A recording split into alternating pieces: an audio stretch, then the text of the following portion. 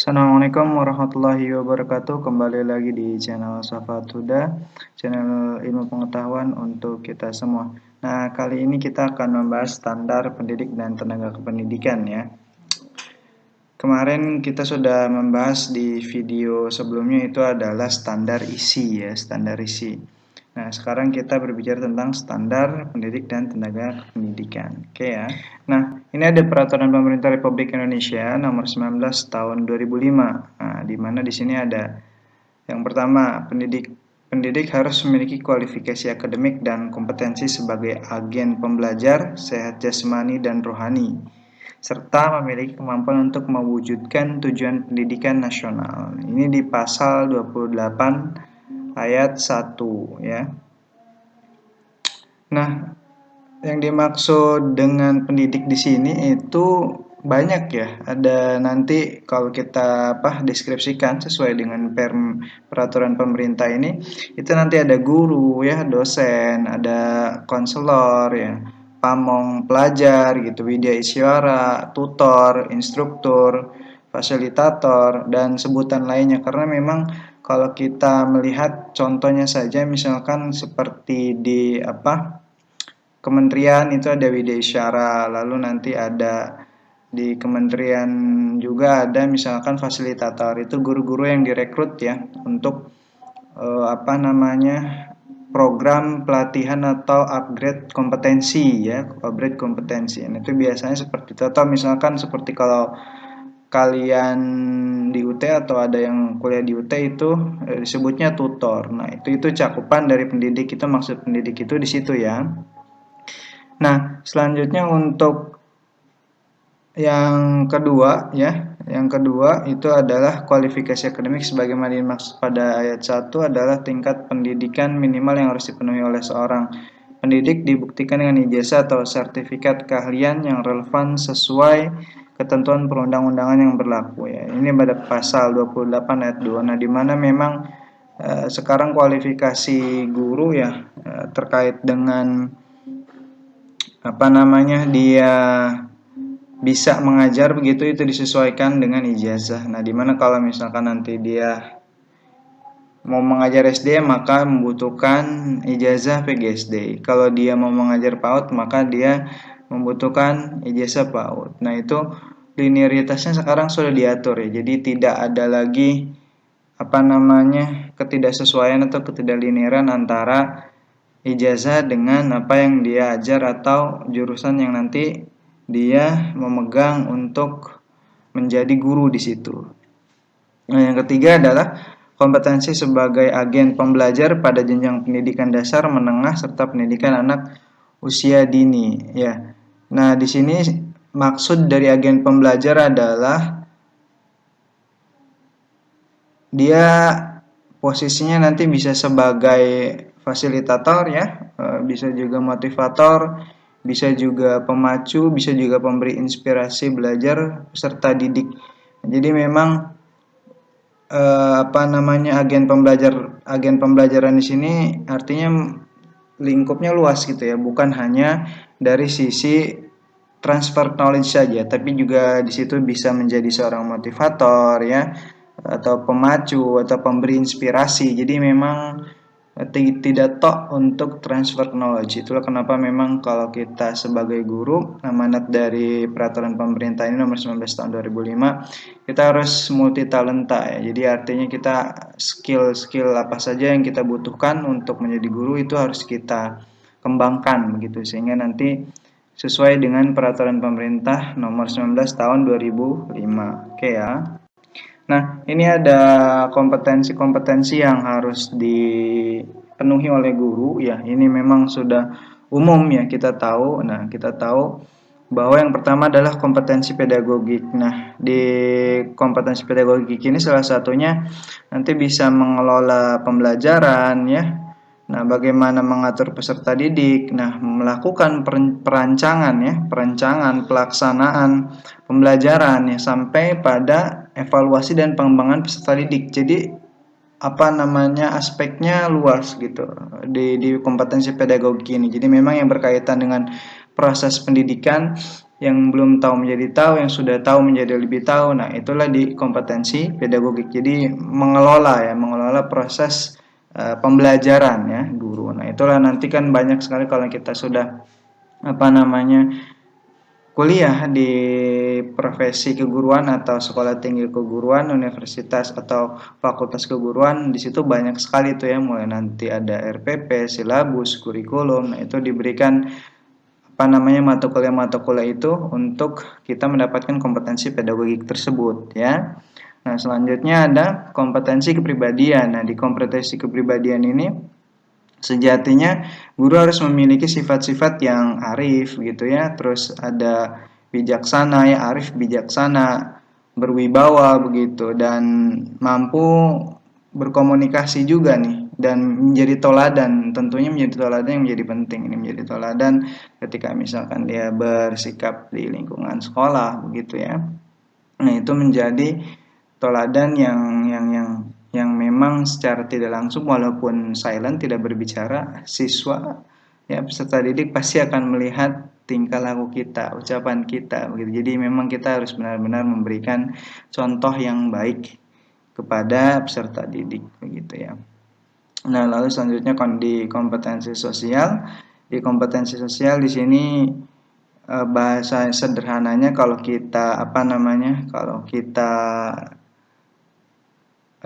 terjemahkan begitu ya, kalau kita terjemahkan di sini kita harus memiliki sosialisasi, jiwa-jiwa sosialisasi yang sederhananya kita bisa berbaur begitu ya, berbaur di masyarakat ketika dibutuhkan begitu. Nah, guru juga menjadi hal yang penting nih untuk membimbing siswa gitu. Selain guru sendiri, siswa juga diperlukan di dalam rangka untuk pembimbingan agar masyarakat dan guru itu bisa menyatu bersama-sama begitu ya, tanda petik begitu. Bersama-sama untuk mewujudkan pembelajaran yang baik. Nah, yang keempat itu kompetensi profesional. Di kompetensi profesional ini banyak ya, karena memang terkait dengan kompetensi profesional kita harus mengerti dan paham, apalagi sekarang di masa pandemi ya. Saya tidak bosan mengatakan di era 5.0 ya, di 4.0 menuju 5.0, di mana proses-proses perkembangan pengetahuan, perkembangan teknologi itu sangat-sangat amat cepat begitu ya. Di masa pandemi saja ini banyak analis, banyak peneliti mengatakan bahwa kita ini percepatannya lebih cepat gitu ya. Di teknologi itu 5 tahun lebih cepat gitu karena proses pandemi ini. Nah, maka tentu itu linearitas dengan kemampuan atau kompetensi-kompetensi yang dimiliki oleh seorang guru nantinya, sehingga nanti itu menjadi sebuah kemampuan dan solusi pada saat dia memberikan pengajaran kepada peserta didik gitu ya. Lanjut ya. Nah, ini ada tugas utama guru dalam pendidikan menurut Undang-Undang Nomor 15 Tahun 2005 tentang guru dan dosen. Nah, ini ada mendidik ya, membimbing, mengajar, mengarahkan, melatih, menilai, dan mengevaluasi. Jadi guru itu bukan hanya mengajar ya, karena kan kalau kita identik dengan mengajar ya sudah, memberikan pengetahuan, bekal yang bermanfaat dalam kehidupan. Nah, itu menjadi memang tugas kita ya, tugas utama. Tapi di sini di Undang-Undang Nomor 15 Tahun 2005 tentang guru dan dosen, itu semuanya mulai dari menilai dan mengevaluasi. Jadi guru bukan hanya transfer knowledge, tapi memang benar-benar memantau proses-proses perkembangan dari peserta didiknya. Jadi sehingga nanti kompetensi yang sudah direncanakan oleh oleh pendidik atau secara luas di tujuan nasional begitu ya, mencerdaskan anak bangsa, itu benar-benar bisa dicapai. Nah, itulah fungsi dari guru gitu ya. Jadi memang bukan hanya sekedar transfer knowledge, tapi memang secara keseluruhan kalau dari Undang-Undang 15 tahun 2005 ini seperti ini gitu ya, banyak sekali gitu ya. Seperti itu. Nah, ini di masa pandemi begini ya, penggunaan teknologi saat mengajar. Ada kelemahan dan keunggulannya. Keunggulannya siswa lebih tertarik untuk belajar ya, jelas ya. Kalau kita melihat siswa lebih tertarik untuk belajar, jelas. Jadi kalau misalkan dengan media ya, dengan animasi ya, dengan apa namanya media-media video begitu dengan 3 dimensi, 2 dimensi itu sangat amat menarik ya, dan memang menurut penelitian gitu ya, di Asia itu lebih suka ya, dominannya gitu masyarakatnya atau orang-orangnya itu cepat belajarnya itu dengan audio visual gitu. Jadi dengan media-media 3 dimensi atau 2 dimensi yang lebih menarik begitu ya. Nah, itu menjadi hal yang boleh kita jadikan sebagai catatan sehingga nanti itu menjadi indikator atau bahasanya itu menjadi poin di dalam kita untuk mengajarkan atau transfer knowledge yang bukan hanya transfer knowledge tapi pembelajaran yang benar-benar pembelajaran bermakna ya, seperti itu.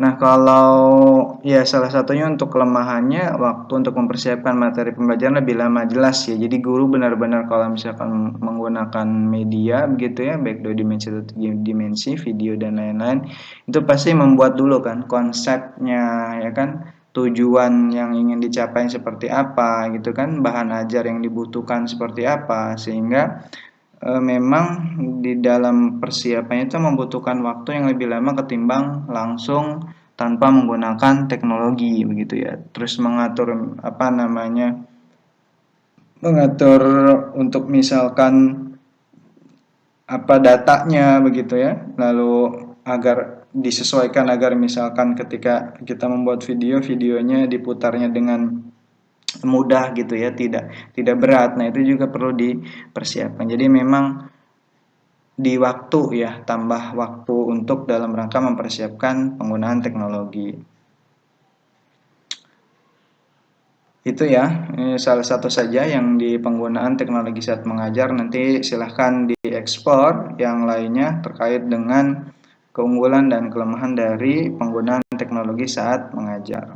Nah, ini ada kualifikasi akademik dan kompetensi ya di Permen Peraturan Menteri Pendidikan Nomor 16 Tahun 2007. Ini nanti kalau kita apa namanya lanjutkan juga begitu ya, lanjutkan juga ke apa namanya ke SMA itu, lalu SD SDLB gitu ya, SMALB gitu ya, yang sekolah luar biasa itu semuanya tidak jauh berbeda ya, tidak jauh berbeda dari yang kita tampilkan sekarang. Misalkan di pendidikan PAUD, kualifikasi akademik pendidikan minimum diploma 4 atau D4 sarjana ya, jelas ya.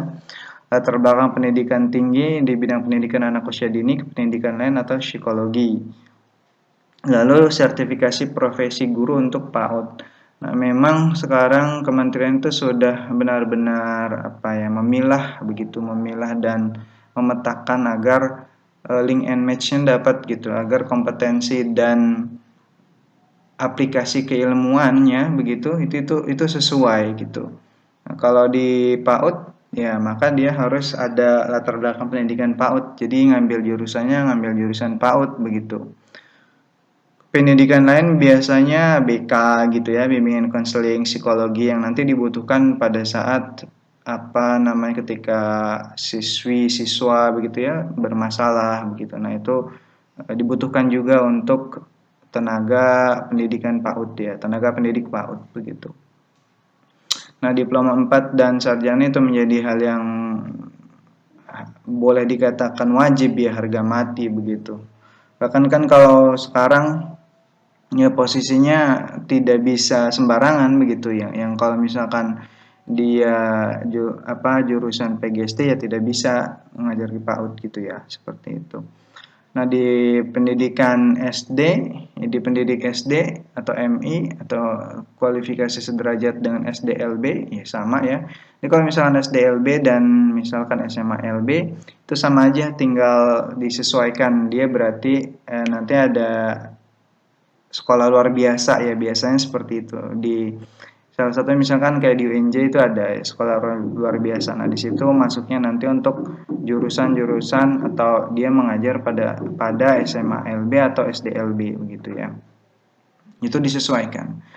Nah, di pendidik SD atau MI atau sederajat seperti biasa sama ya, kualifikasinya ada diploma 4, lalu sarjana, latar belakang pendidikan tinggi di bidang pendidikan SDMI, kependidikan lain atau psikologi begitu ya, atau sertifikat profesi guru untuk SDMI. Jadi memang hanya beda apa namanya objeknya saja begitu ya. Jadi kalau misalnya SDMI ya otomatis latar belakangnya harus dia jurusan ijazah S1 SD atau MI ya kan. Kalau di apa namanya Universitas Negeri Islam itu biasanya ada tuh ya PGMI gitu ya.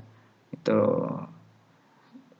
PGMTS. Nah, itu sudah spesifik ke situ arahnya. Jadi dia nanti ketika selesai itu mengajar di pendidikan guru madrasah ibtidaiyah gitu. Pendidikan guru misalkan aliyah gitu ya, seperti itu. Dan terkait dengan sertifikasi profesi guru itu sama ya, sertifikasi guru sekarang Sergur begitu ya. Itu memang salah satu apa namanya regulasi yang sudah dilakukan ya oleh kementerian agar memang standar standar mutu pendidikan kita ini naik, karena memang kalau misalnya kita melihat dari latar belakang apa namanya pendidikan di Indonesia 10 sampai 15 tahun terakhir ini masih stagnan ya gitu, masih stagnan. Itu terlihat dari PISA ya, program International Student Assessment begitu ya, terkait dengan literasi, numerasi dan sains itu kita masih rendah begitu ya.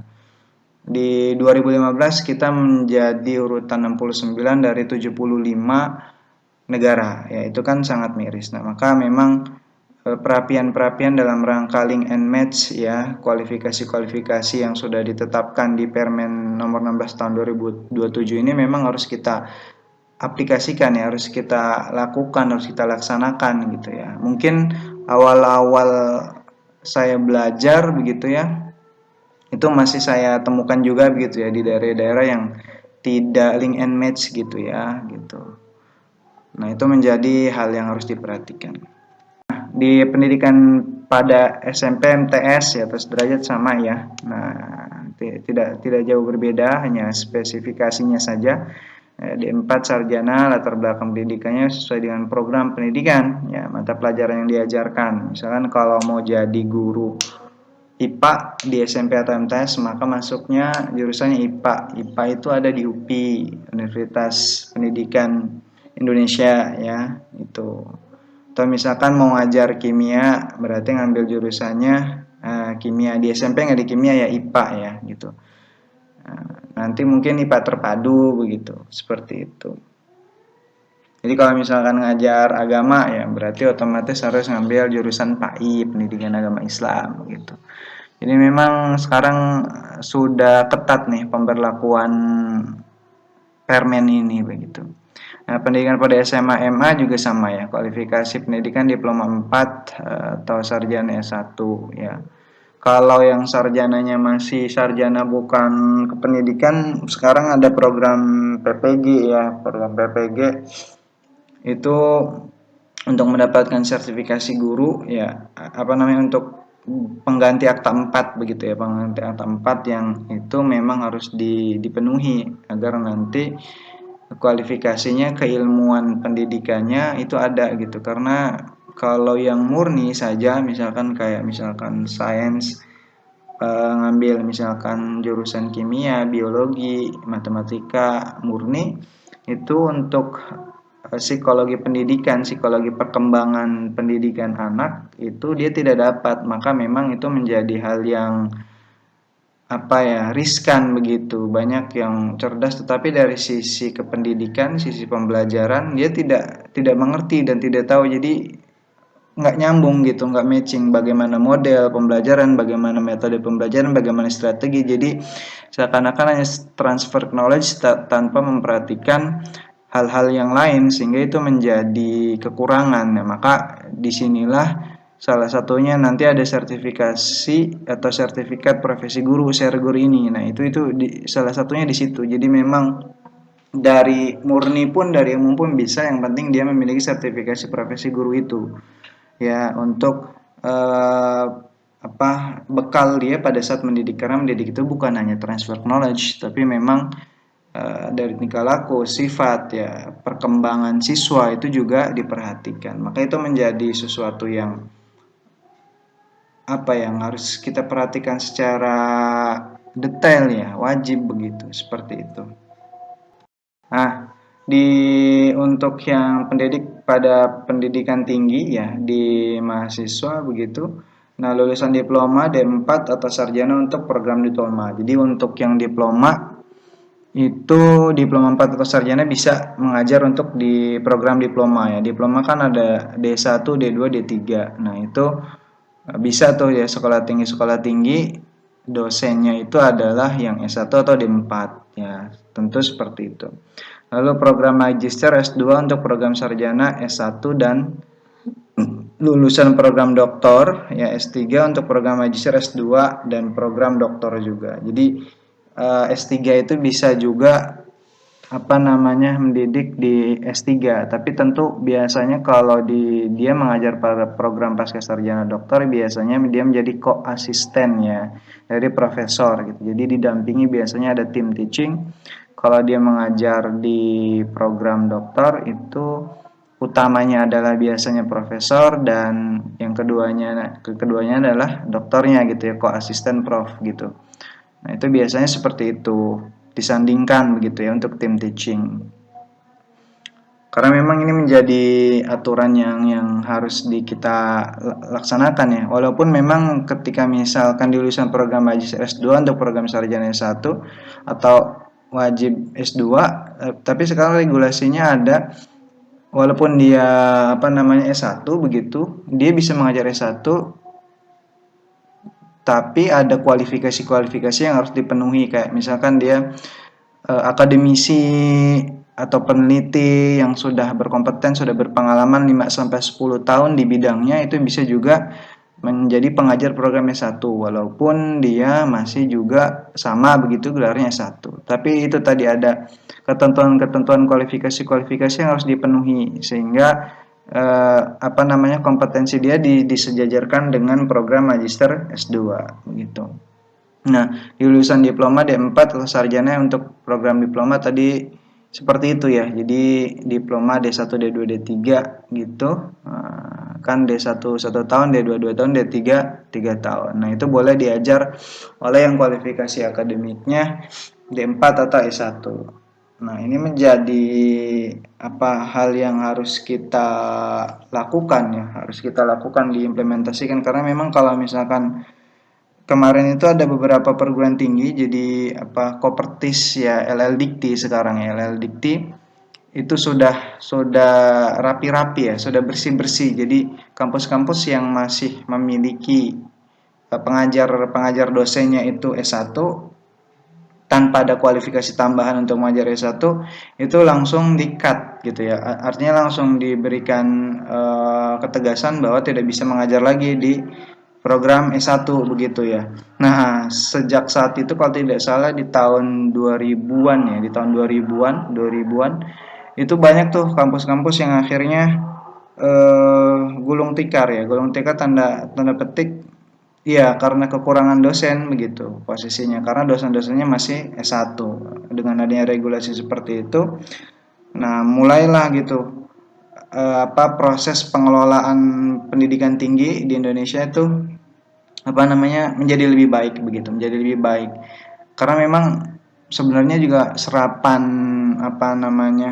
SMA, SMK gitu ya, madrasah aliyah yang masuk perguruan tinggi itu kan sedikit gitu ya, tidak nyampe 10% ya. Ini menjadi juga harus yang difikirkan bagaimana itu menjadi hal yang harus kita sama-sama perhatikan sehingga nanti kita di bonus demografi di tahun 2030 kita benar-benar bisa leading, bisa bersaing dengan negara lain di pendidikan global begitu ya. Apalagi sekarang dengan masa pandemi seperti ini, lost learning yang terjadi itu banyak begitu ya, banyak sekali, 52% bahkan 60% begitu ya. Jadi kehilangan proses pembelajaran. Nah, ini di pendidikan tinggi juga sama seperti posisinya, dan memang harus di pendidikan tinggi ini perlu dipantau gitu ya, karena di perguruan pendidikan tinggi itu nanti ada riset-riset yang itu bisa digunakan dalam rangka pengembangan di pendidikan Indonesia gitu ya. Jadi tinggal diaplikasikan begitu ya. Itu ya terkait dengan standar pendidik dan tenaga pendidikan. See you next later. Assalamualaikum warahmatullahi wabarakatuh.